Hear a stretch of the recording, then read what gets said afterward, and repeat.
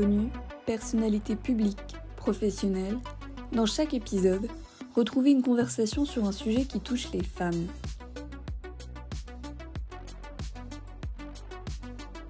Cela fait 10 ans que je connais Mathilde. Nous avons grandi ensemble, du collège au lycée, en passant par nos années d'études et nos premiers jobs. Éloignée puis retrouvée, aujourd'hui elle me raconte sa vision des relations hétérosexuelles, entre consentement, désir d'enfant et situation financière.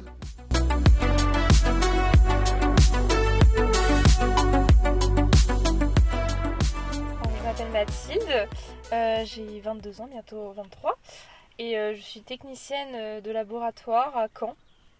Voilà, je travaille dans un laboratoire de recherche.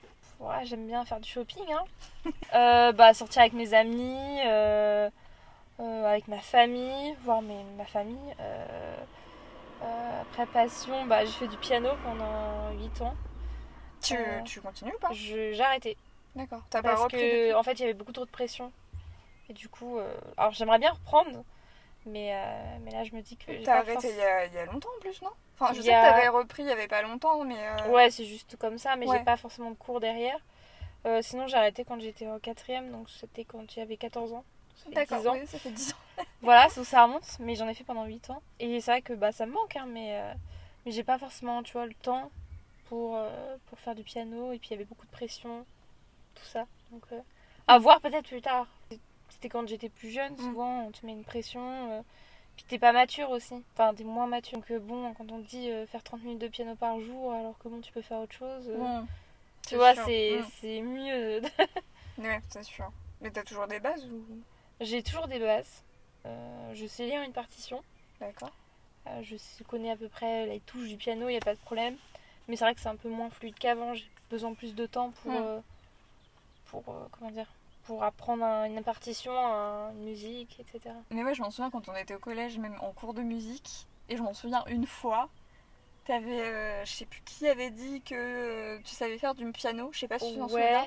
Et que t'étais toute timide et t'avais joué un morceau. Ouais, non, ça c'était incroyable. J'aurais jamais pensé à cet âge-là faire ce genre de choses. Maintenant, je suis moins timide qu'avant, c'est sûr. J'ose faire les choses. Mais c'est vrai qu'avant c'était compliqué. Mais bon, on change, donc voilà. Parce que le concept de ce podcast, c'est de parler d'un sujet alors, soit qui tient à cœur, soit qui importe la personne. Ok. Et toi, tu as fait le choix des relations. Alors, on va parler des relations hétérosexuelles. Les relations dans sa globalité. Pourquoi? Pourquoi j'ai décidé d'en parler parce que j'ai l'impression qu'on vit un peu, en tout cas de mon expérience en tout cas, dans une expérience dans une société où en fait les relations par exemple sérieuses n'existent plus. Le respect n'est pas forcément toujours présent parfois dans les relations. Parce que quand tu dis relations sérieuses, c'est-à-dire en quoi ça existe, que ça existe plus au moins? J'ai l'impression que Parce que maintenant... pour toi, c'est quoi une relation sérieuse? Une relation sérieuse, c'est quand tu t'envisages des projets avec quelqu'un, que tu es amoureuse de cette personne, que il y a de la fidélité, tout ça. Donc une relation monogame. Exact. Qui n'est pas libre finalement. Exact. D'accord. Oui. Et donc pour toi, il y en a de moins en moins et... Oui, je pense qu'il y a de moins en moins. Après, c'est peut-être parce que maintenant les gens ils osent plus. Parce que maintenant, comme on peut entendre, il y a les relations polygames, des relations libres. Avant, c'était un peu tabou, on ne parlait pas trop. Par exemple, une fille qui couchait avec un mec, c'était un peu... Oui, on peut pas dire le mot effectivement, mais oui, c'était catégorisé d'une certaine façon. C'était péjoratif finalement. Exactement. Alors qu'un gars, c'était totalement un peu différent. C'était pas la même chose. Alors qu'une femme, c'était un peu fille facile, quoi. Mais bon, maintenant, on vit plus dans ce genre de société. Tu penses qu'on ne vit plus dans ce genre de société avec ce genre de propos? C'est un peu complexe, j'ai envie de dire. Les femmes s'assument plus, dans le sens où elles n'ont pas honte de dire ce qu'elles recherchent, vraiment. Mais après, je pense que les hommes voient quand même encore toujours... Il y a quand même une certaine... Finalement, ce cliché, en fait. Ouais, c'est domination masculine. Je sais pas si je peux utiliser ce mot. Ouais, je pense que oui, ça peut être approprié. Et donc pour toi, c'est dommage de ne plus avoir de personnes sérieuses, enfin, qui rentreraient dans ce type de relation. Bah ouais, je trouve ça dommage parce que, bah, comme je dis toujours, on n'avance pas avec des personnes qui sont, on va dire, juste de passage dans ta vie en fait. Et puis c'est vrai que c'est plus compliqué. Après, ça c'est dû aussi bah, que les gens sortent peut-être moins. Il y a eu l'effet Covid. Les gens sortent moins, prendre un verre, etc. Donc pour créer des relations, c'est plus compliqué. Quand tu grandis, tu travailles, à part juste tes collègues de travail, bon, c'est compliqué. Surtout que moi je vis dans une ville où en fait je connais personne. Donc j'ai pas d'amis là-bas. Donc c'est pas évident. Et puis bah t'as envie de rechercher quelque chose. Parce que finalement, contrairement à peut-être avant, bah, il y a une dizaine d'années, si on se calque à, on va dire ce qu'on connaît, c'est plus compliqué parce que les gens ne viennent plus créer des liens, on va dire, en réel. C'est ça, oui, c'est sûr. Bah maintenant, il y a Tinder par exemple. Ou d'autres même applications de rencontres qui se sont créées. C'est vrai que maintenant, bah, on a l'embarras du choix sur Tinder, sauf que je trouve que c'est dommage de... Quand tu dis l'embarras du choix, c'est-à-dire Bah, c'est-à-dire qu'on essaie toujours de trouver mieux, en fait. Alors, est-ce que c'est plus sur le fait que tu sélectionnes par rapport à un physique ou parce que tu as le choix du type de relations qui sont proposées? Moi, bah, surtout, c'est le physique, dans le sens où c'est dommage parce que, bah, en vrai, moi, je suis pas du genre, j'ai pas envie de m'arrêter à un physique, en fait. Mais Tinder, tu t'es obligé de t'arrêter au physique parce que, bah, tu likes en fonction de tes goûts, on va dire. Et puis souvent, bah, tu connais pas la personne. C'est une forme de discrimination, finalement. Un petit peu, oui, c'est sûr que des... physique. Ah bah, je pense, oui, parce que des personnes qui vont pas forcément rentrer dans les critères de beauté vont être moins matchées que des personnes musclées ou je ne sais quoi, tu vois. Oui, parce que tu penses qu'il y a toujours les critères de beauté, on va dire, normés je pense persistent. Que ça s'est amélioré depuis quand même pas mal de temps, mais je trouve qu'ils y sont toujours. La preuve avec Tinder, tu dis toujours que tu peux avoir mieux physiquement, donc bah, parfois tu t'arrêtes. Finalement, c'est un cercle infernal. C'est ça. Bah oui, je suis d'accord. C'est pour ça, je me dis, j'ai été sur cette appli. Est-ce que c'est forcément quelque chose de bon? Je Est-ce pense que c'est pas. sain? Tu vois. Pas forcément, surtout que bah on peut faire des mauvaises rencontres. Bah ça m'est déjà arrivé de faire une mauvaise rencontre. Quelque chose où voilà, ça s'est pas forcément ultra bien passé. En fait, j'avais sur Tinder, ça les dangers un peu de cette appli. Voilà, bah en fait, j'avais rencontré une personne, un garçon, enfin voilà, qui me plaisait beaucoup. Et c'est vrai que bon, les discussions, ça se passait bien. Il te plaisait physiquement ou... Physiquement, oui, il me plaisait. D'accord. Et du coup, on parle un peu. Bon, il cherche pas de relation sérieuse, mais à cette époque-là, ça me convenait très très bien. Et en fait, bah, j'avais été boire un verre avec lui.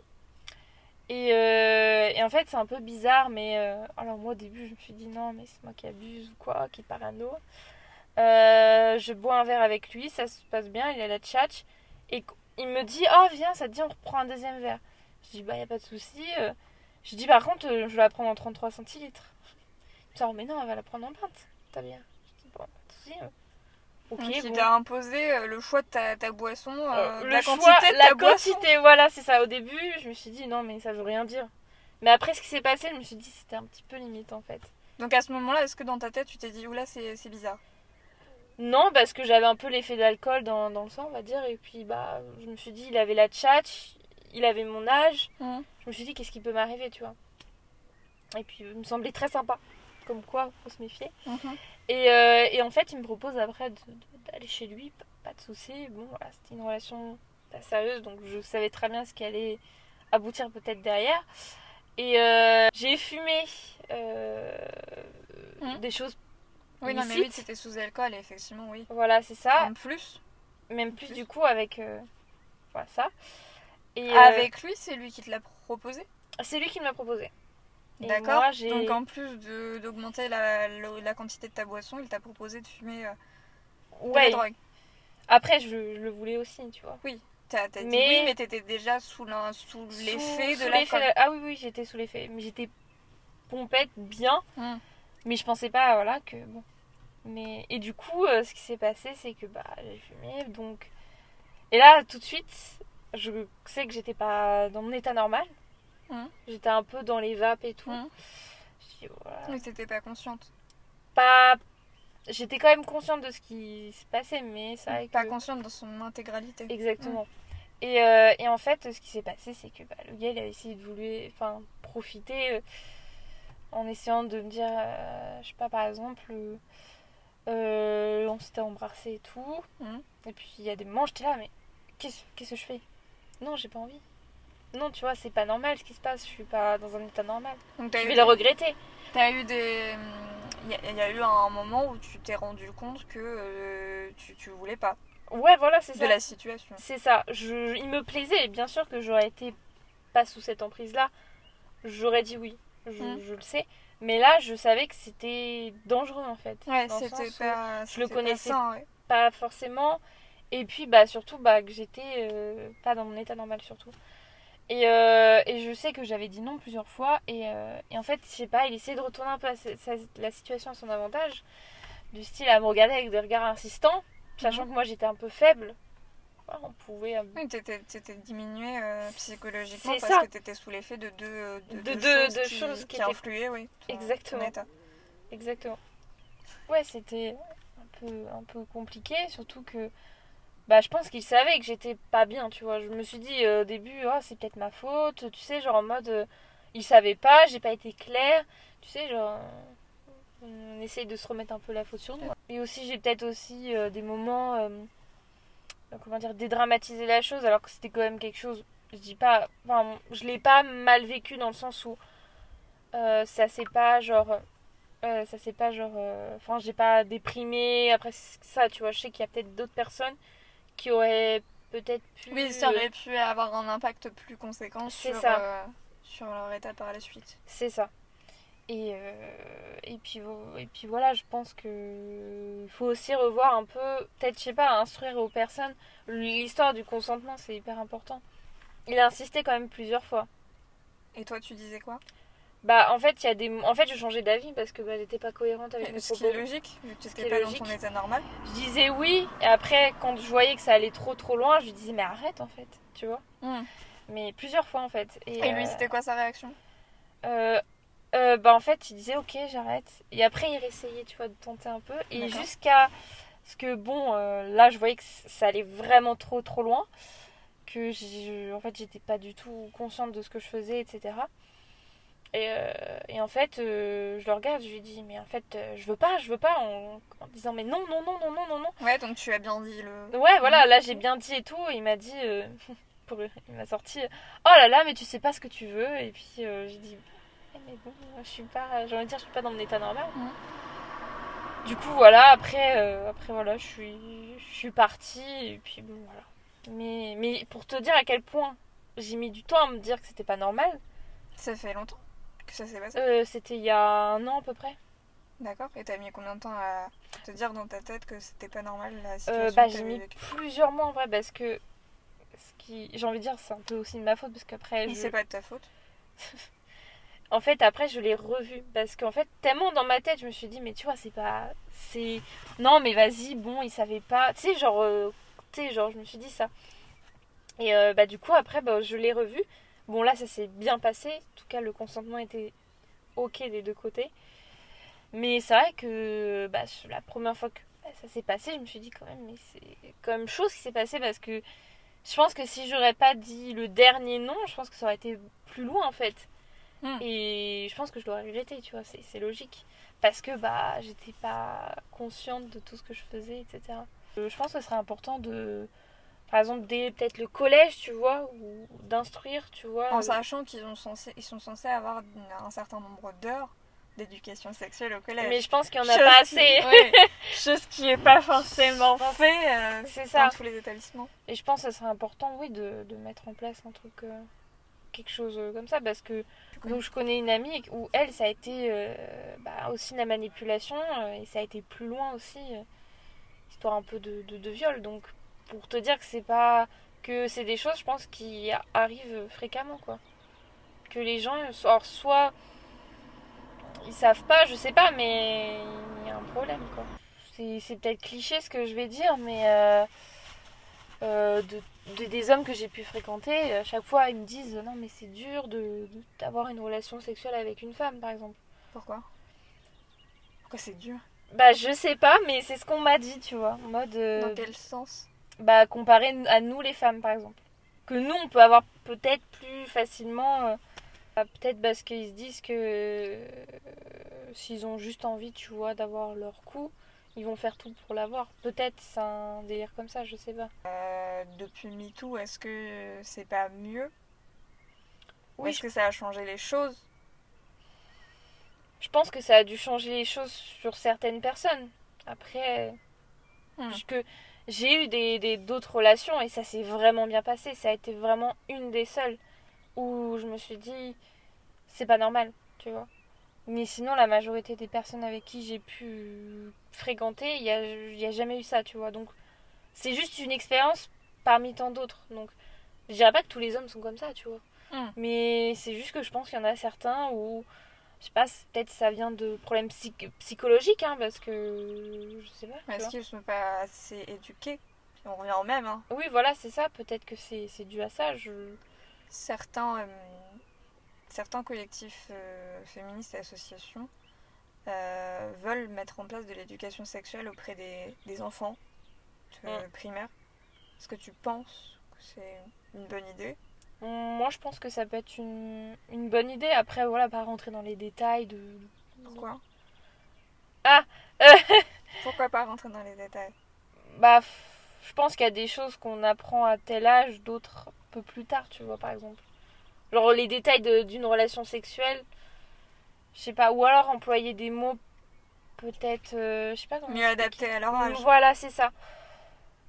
Peut-être, tu vois. Mais aussi, oui, ça peut être important de parler de consentement, de dire quand c'est non, mais pour aussi d'autres choses, tu vois, pas forcément que pour une relation sexuelle. Parce que si je me calque finalement à ce que nous on connaît, on était au collège toutes les deux.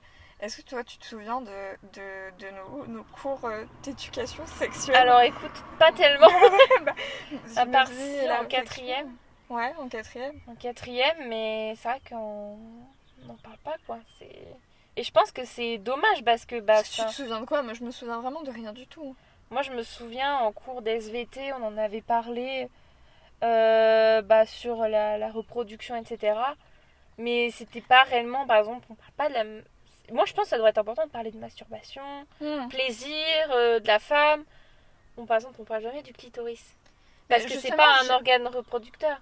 Alors qu'on devrait en parler. Alors que je pense que c'est quand même important aussi d'en parler. Parce que je pense que ça incite aussi les jeunes, malheureusement, à aller regarder du porno. Et je pense pas que ça soit la meilleure chose, tu vois. Pourquoi? La représentation de la femme, c'est un peu l'objet, quoi. Ça peut être violent. Tu sais, genre... c'est pas le... Et je pense qu'il y a des jeunes, maintenant quand on regarde des sondages, il y a beaucoup de jeunes qui regardent ça, des 12-13 ans. Mais je pense qu'il y a aussi les jeunes s'intéressent par exemple plus à la sexualité beaucoup plus jeune qu'avant. Quand je pense qu'elle est par exemple la première fois, elle se fait plus jeune que de notre génération. Et puis je pense aussi, en revenant on va dire au porno, la notion de consentement n'est pas du tout employée dans les... Donc finalement, ce qu'ils voient, ils le calquent par la suite quand ils sont plus grands. C'est ça, je pense. Il y a aussi ça, je pense. Ça doit jouer.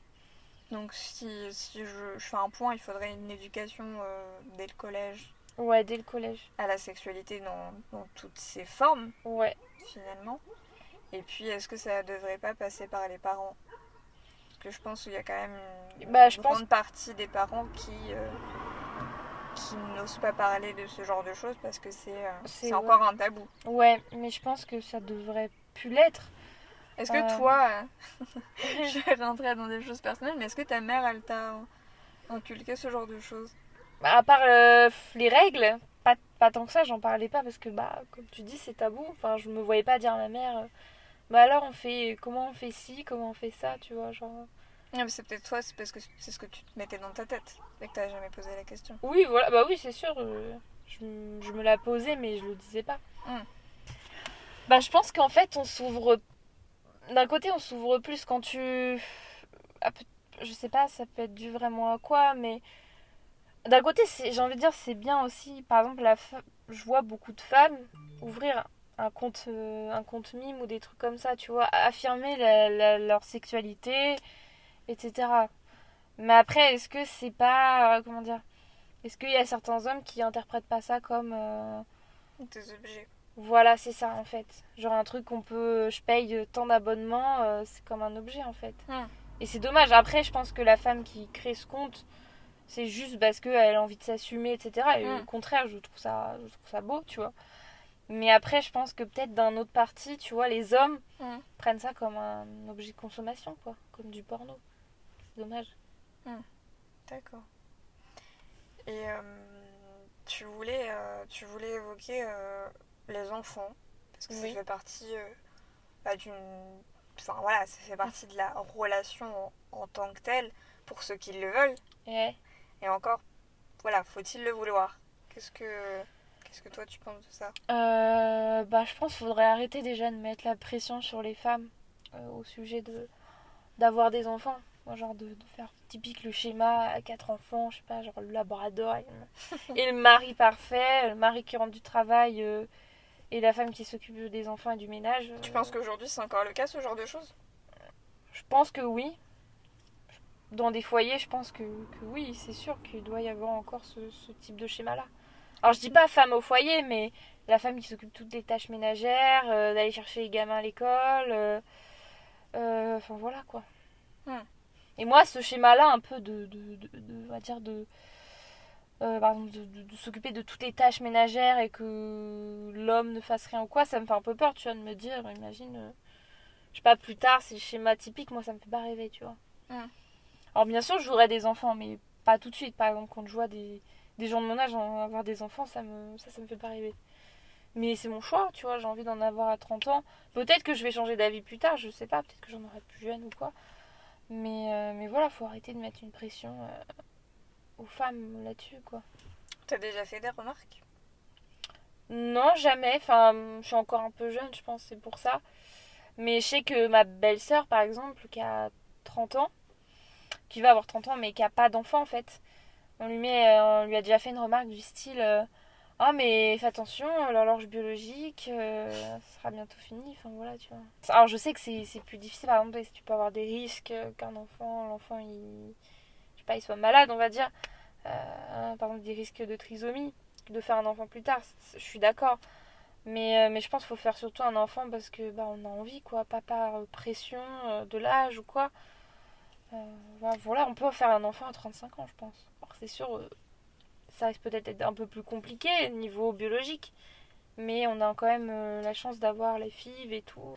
Je pense au moment, il y a d'autres choses plus importantes que vouloir un enfant ou pas, tu vois.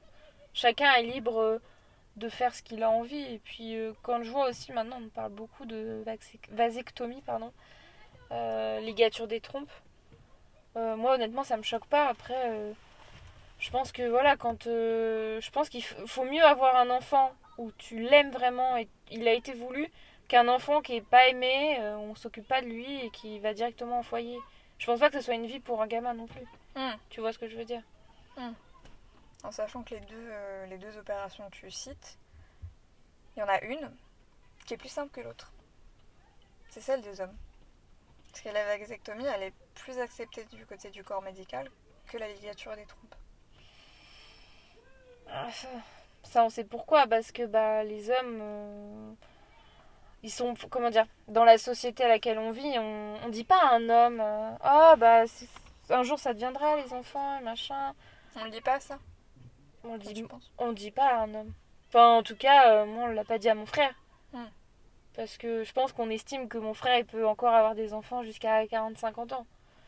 Alors qu'une femme, mon Dieu, vite, ça va, l'horloge biologique et tout, parce que c'est une femme, parce que c'est... Ah, c'est sûr qu'à 50 ans, tu peux pas avoir un enfant, c'est compliqué, biologiquement. Ça, c'est sûr. Après, moi, je pense qu'il y a aussi d'autres moyens pour avoir un enfant, l'adoption. D'ailleurs, je trouve ça très dommage que, par exemple, le délai pour adopter est méga long. Et le parcours qui est... Le parcours aussi. C'est un combat, clairement. C'est clairement un combat. Faut se battre pour avoir un enfant. Alors que quand tu vois qu'il y en a, ils font des dizaines, je sais pas, 8 enfants et qu'il y en a qui sont à la DAS, tu te dis, merde quoi. Moi je pense par exemple que les gens qui touchent les allocations, etc., d'un côté c'est bien, dans le sens où quand t'as un enfant, c'est bien d'avoir une aide financière pour lui acheter des vêtements, tout ça, la nourriture. Après, moi je suis plus du discours à dire que voilà, faut pas, comment dire aux gens qui touchent le RSA qui profitent du système ou je ne sais quoi. Parce que moi je pense pas comme ça, tu vois, genre quand on touche le RSA, on n'est pas, ou même les allocations quand on a 8 enfants, je pense pas qu'on soit milliardaire, qu'on peut se dire waouh, je pense pas que ça incite, parce que déjà avoir beaucoup d'enfants, ça incite, moi par exemple ça me fait pas rêver. Alors peut-être que ça incite au moins à en faire un, parce que tu as des aides, etc. derrière. Après, je sais pas si ça aide d'en faire beaucoup. Mais après, je sais que j'aurais quand même l'envie de je sais pas, me marier peut-être pas, mais paxer en tout cas, oui. Pourquoi paxer ? Ah Pourquoi paxer ? Parce que c'est plus simple. Pas plus simple en termes de papier administratif. Et aussi parce que t'aimes la personne et que t'as aussi envie de... Comment dire, mais quand tu paxes, c'est que c'est vraiment... D'être lié à elle, oui. Ouais. Parce que moi, je suis un peu du genre, comme j'ai pu te le dire, genre être... Voilà, mon argent, c'est mon argent. C'est pas une question que j'ai pas envie de partager ou quoi. Au contraire, moi aussi, j'ai envie de faire plaisir aux gens et pas de soucis. Mais c'est vrai qu'être lié à quelqu'un qui n'est pas de ta famille de base, tu vois. C'est vrai que c'est un peu... peut-être compliqué. Après, je sais pas, peut-être que je changerai d'avis plus tard, je sais pas, tu vois. Mais habiter à deux, est-ce que c'est un pas... on va dire, est-ce que c'est comme avoir un enfant ? Est-ce que c'est la chose, le schéma à reconstruire, construire ? Je pense que c'est pas, pour moi, c'est pas le schéma à construire ou pas, enfin ou quoi. C'est vrai que par exemple, moi j'ai jamais vécu avec quelqu'un en couple, etc., dans le même appartement. Et c'est vrai que c'est quelque chose qui me ferait littéralement peur. Dans le sens où, en fait, j'aime bien moi, quand je rentre chez moi, j'ai envie d'être seule, tu vois. Si j'ai envie de voir mes amis, je les vois quand j'ai envie, quoi. C'est vrai que là, tu te dis, t'es tout le temps avec la même personne. En fait, tu partages toute ton intimité avec elle. Tu te bases un peu sur cette personne-là, par exemple, pour faire, je sais pas, manger, des trucs comme ça. Donc c'est vrai que c'est compliqué, là, par exemple, de me dire, plus tard, peut-être que je vivrai avec quelqu'un toute ma vie. Je partageais mon quotidien avec cette personne, tu vois. C'est vrai que c'est un peu... Moi, je sais que ça me fait littéralement peur, parce que je me dis... c'est là où tu apprends vraiment à connaître la personne, en fait. Tu connais toutes ses habitudes, etc. Donc ouais. Si ça te fait peur, pourquoi est-ce que tu envisages de le faire ? J'ai envie d'essayer, tu vois. Me dire que ça peut être quelque chose de bien, qui peut peut-être me correspondre au final. Parce que je l'ai jamais vécu, je peux pas réellement savoir. Et donc c'est vrai que j'aimerais bien faire ça, parce que je pense que... Là, je suis pas amoureuse d'une personne, donc... Je sais pas, tu vois, mais je pense que si quand t'es amoureux de quelqu'un, c'est quoi à dire, mais t'as envie de le voir tout le temps. Au début, peut-être, mais voilà, tu vois, genre... Tu penses que c'est obligatoire ou pas ? Non, je connais des amis à ma mère, ils vivent pas ensemble, ça fait des années, et ils vivent très bien comme ça, parce qu'ils estiment que... ils ressentent pas l'envie, en fait. Donc, voilà. Qu'est-ce que toi, tu conseillerais à un jeune homme, un enfant, hein, enfin un très jeune homme et une très jeune femme, quand ils vont commencer à avoir des relations, qu'est-ce que tu leur conseillerais ? Déjà, tout simplement, ne pas subir la pression par exemple, de ses amis pour Ouais, tu parles de première relation. Première relation, qu'elle soit amoureuse ou sexuelle, hein, peu importe. Voilà, de pas essayer de se comparer aux autres. C'est pas parce qu'un tel a eu sa première relation amoureuse ou sexuelle, je sais pas, qu'il faut reproduire le même schéma. On est tous différents et il faut y aller chacun à son rythme, tu vois. Y a rien de choquant avec quelqu'un qui l'a jamais fait à, je sais pas, à 30 ans ou quoi. Enfin, chacun le fait à son rythme, c'est pas obligatoire. Être bien communiqué, voilà, pour dire ce qu'on aime, ce qu'on n'aime pas. Ce qu'on ne veut pas. Ce qu'on ne veut pas aussi, oui. Si on se sent prête. Enfin voilà, ces choses-là me semblent indispensables. Bah, c'est complet. Ouais, ça me paraît très complet. Merci beaucoup Mathilde. Mais de rien, c'était un plaisir.